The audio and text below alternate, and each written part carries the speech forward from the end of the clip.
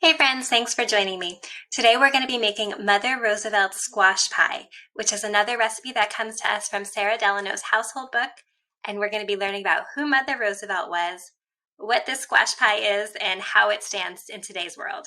Thanks for joining me. Let's dive in. Mother Roosevelt was Mary Rebecca Aspinwall Roosevelt. She was born December 20th, 1809 in New York City to the Aspinwall family.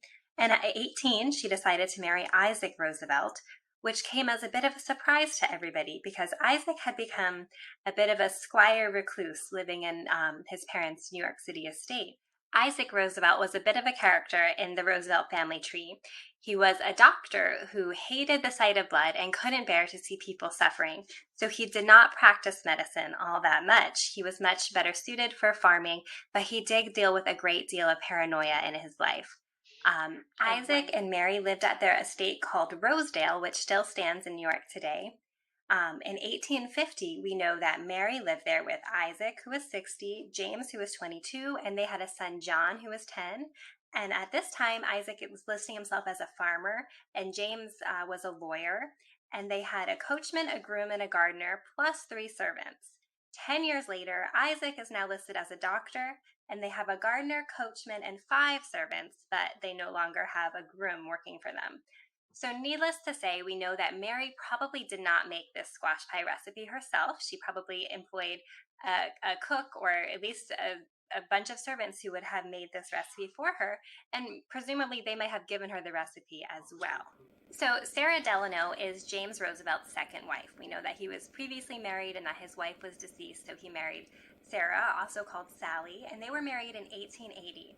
And now Mary died in 1886, so that leaves about a 6-year window where they shared life together. They probably shared meals together at Rosedale, and this recipe as well. So the recipe's up on the screen. To start with, I just used microwaved bag squash.